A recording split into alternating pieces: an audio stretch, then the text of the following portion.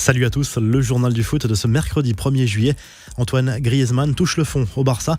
La presse espagnole n'hésite pas à parler d'humiliation pour l'attaquant français, à nouveau remplaçant au coup d'envoi du match contre l'Atlético mardi soir en Liga. Son entraîneur Quique Setién n'a rien trouvé de mieux que de le faire entrer à la 90e minute. Un choix surprenant alors que le Barça a été accroché 2 buts partout. Quique Setién a dû se justifier devant les médias sur le statut accordé à Griezmann. Je parlerai avec lui, je ne vais pas m'excuser mais je comprends parfaitement qu'il puisse se sentir mal, a souligné le coach Blaugrana en conférence de presse. Plus que jamais critiqué, Setién assure se sentir soutenu par ses joueurs. Malgré tout, le successeur de Valverde ne devrait pas poursuivre sa mission au-delà de cette saison. Seul éclairci au tableau pour le Barça, le 700e but en carrière de Lionel Messi, auteur d'une panenka sur penalty. Il s'agit de sa 630e réalisation avec le club Blaugrana. L'actu autour de l'Olympique de Marseille, Franck McCourt s'énerve. Le propriétaire du club marseillais depuis 4 ans a rappelé par le biais d'un porte-parole que l'OM n'était pas à vendre. L'Américain dénonce une tentative de déstabilisation. Il n'existe aucune discussion de quelque nature que ce soit avec M. Ajroudi ou ses partenaires, contrairement à ce qui est rapporté dans les médias, a assuré ce porte-parole de l'homme d'affaires américain. Plus tôt dans la journée, Mohamed Ayashi Ajroudi avait présenté son projet méditerranéen à l'AFP, assurant n'être à l'intermédiaire de personne alors que certaines rumeurs évoquent des fonds saoudiens derrière ce projet.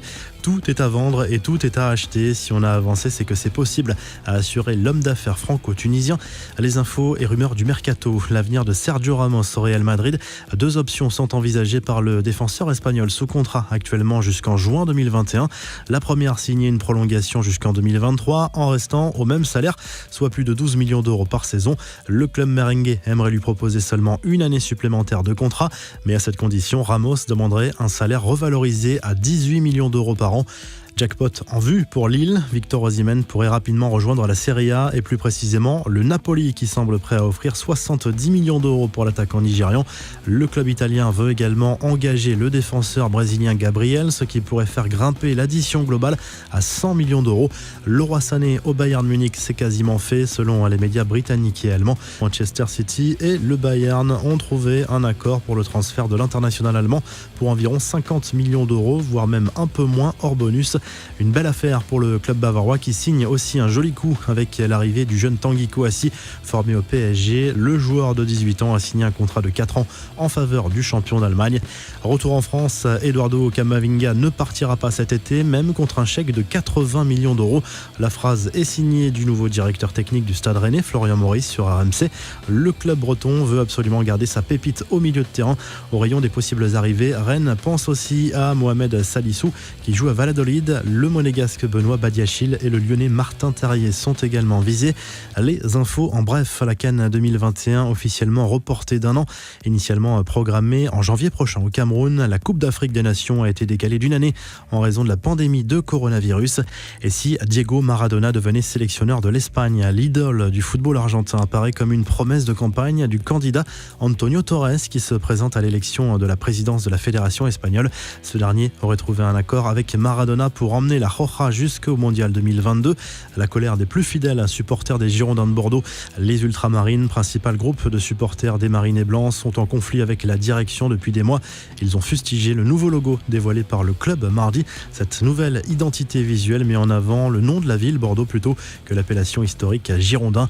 Le mercato va faire une pause en France à partir du 9 juillet prochain, comme indiqué par l'équipe. La FIFA en a informé la Ligue de football professionnel.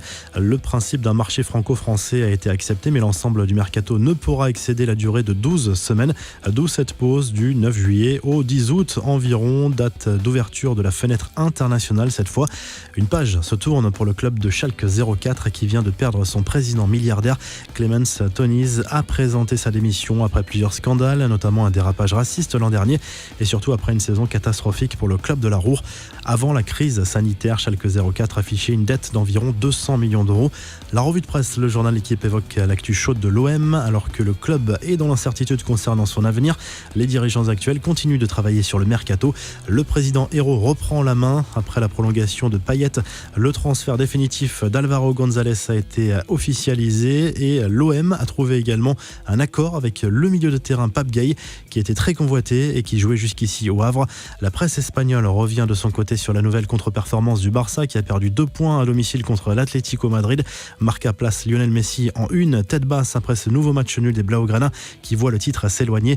La peine maximale, titre le journal Sport ce mercredi. Le quotidien catalan admet que la Liga a peut-être échappé au Barça, mais en remet une couche sur l'arbitrage avec notamment ces 2 pénaltys accordés à l'Atlético Madrid. En Italie, le Corriere dello Sport évoque la course au titre acharnée en Serie A. La Lazio Rome ne lâche rien mais reste à 4 points de la Juve malgré sa victoire 2-1 sur le terrain du Torino. La vieille dame garde son avance grâce au succès 3-1 sur la pelouse du Genoa. Vous retrouvez l'actu foot sur topmercato.com, l'appli Top Mercato, et à très vite pour un nouveau journal du foot.